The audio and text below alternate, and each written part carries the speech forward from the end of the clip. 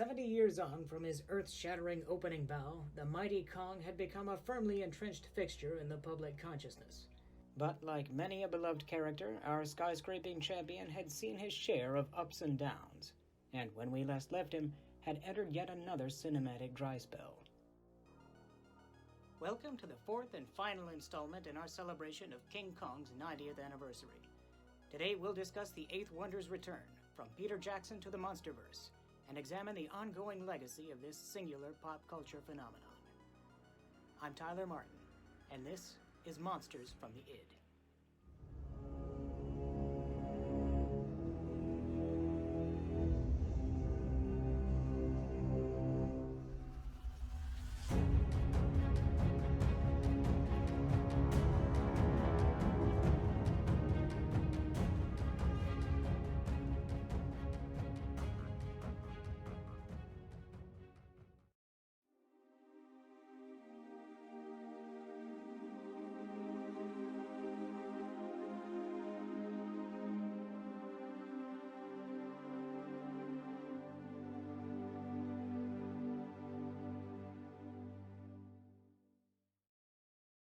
The dismal box office failure of King Kong Lives resulted in the character being put on ice once more.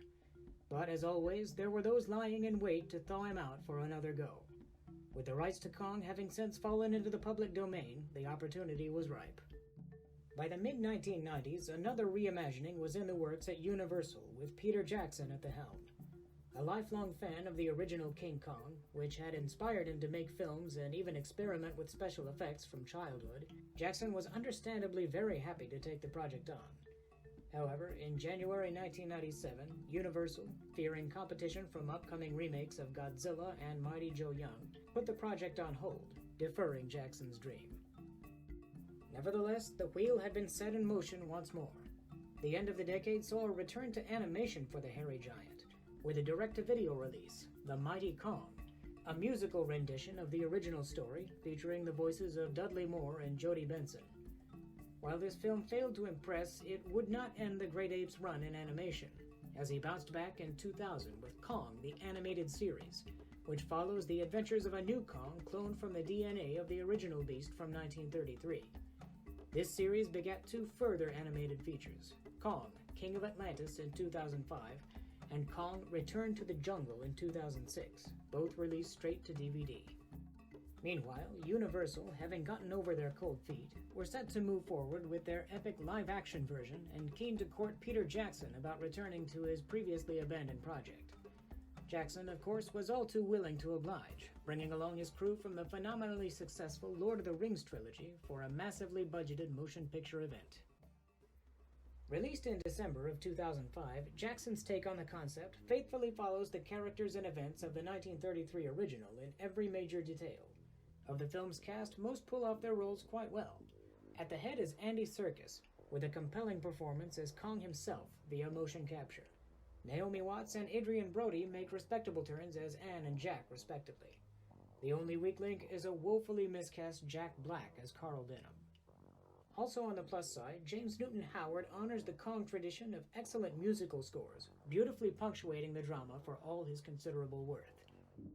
Jackson certainly proves his love for the classic film, paying every grandiose tribute imaginable in the course of the picture's 3-hour runtime, though he doesn't seem interested in recapturing the vigorous clip of the 1933 Kong, stretching the original's 100 flawlessly paced minutes to nearly twice the length intended and stuffing the remainder with unnecessary exposition and a cavalcade of harrowing encounters with computer-generated beasties, not an ounce of which contributes meaningfully to the viewing experience.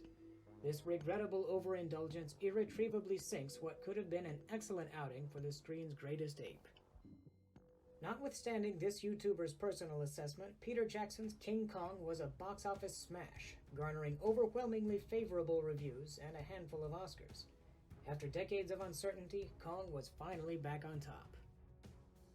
Some years later, a sequel to the 2005 hit was planned at Universal, with Jackson set to co-produce. But as is often the case, things fell through. Not once to let a good concept go to waste, Legendary Pictures stepped in and retooled the project as a part of their Monsterverse series, which had begun in 2014 with Gareth Edwards' Godzilla. Kong was now to become one of this universe's titans, super ancient super beasts, whose authority in the Earth's natural order dwarfs the perceived supremacy of man. Kong, Skull Island, is set at the end of the Vietnam War. Two representatives from the top-secret monster-hunting organization Monarch, John Goodman and Corey Hawkins, obtain government permission to explore a previously unknown South Pacific island where, they suspect, monsters may dwell. The expedition secures the services of ex-British Special Forces tracker James Conrad and photographer Mason Weaver, Tom Hiddleston and Brie Larson respectively, as well as a military escort commanded by Samuel L. Jackson's Lieutenant Colonel Packard. Soon after reaching the island, they are set upon by a colossal simian who, furious over their invasion of his territory, makes short work of most of Packard's men and their helicopters. The survivors encounter a tribe of natives and Hank Marlowe, a former World War II fighter pilot who had crash-landed on the island in 1944, played by John C. Reilly.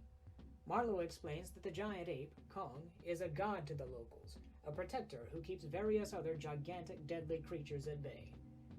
The group soon set out to escape, but Packard, obsessed with avenging his fallen men, threatens the safety of the entire group in his quest for retribution. Director Jordan Vogt Roberts succeeds in creating a version of the character which is at once respectful to the 1933 original, while opening the door for future possibilities as yet unexplored. Indeed, Kong, played via motion capture by Terry Notary, makes quite an impression, eliciting excitement and pathos. The Vietnam-era setting makes for an interesting angle little utilized in the world of monster movies, and the Captain Ahab-Moby Dick dynamic between Packard and Kong is memorable. A number of deficiencies do, however, keep the picture from being as good as Vogt Roberts and company clearly intended it to be. Hokey dialogue is the rule here rather than the exception, and there are numerous run-ins with outlandish monsters which mostly serve to prune down the cast and add shock value, though these latter are less obtrusive than in the 2005 film. When all is said and done, Kong Skull Island has some good things going for it, but falls a bit short of the mark.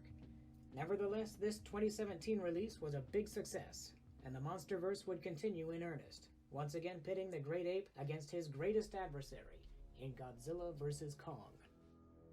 Here we find our hero in captivity on Skull Island, a subject of study for Rebecca Hall's Eileen Andrews, whose adopted daughter, a deaf native girl named Gia, the outstanding Kaylee Hottle in her acting debut, has developed a special bond with the dejected Titan, communicating with him via sign language. Meanwhile, conspiracy theorist Bernie Hayes, and endearingly obnoxious Brian Tyree Henry, believes that his employer, Apex Cybernetics, is up to no good, a suspicion that is grimly reinforced when Godzilla, until now nominally on the same side as humanity, attacks their Florida facility and embarks on a worldwide tour of destruction. As this situation develops, Apex, hoping to harness the energy of Kong's ancestral home, the Hollow Earth, hires former Monarch geologist Nathan Lind, played by Alexander Skarsgård, to chart a mission to the planet's core, guided by the reluctant ape himself. Here it is revealed that the progenitors of today's Godzilla and Kong had once engaged in a bitter war.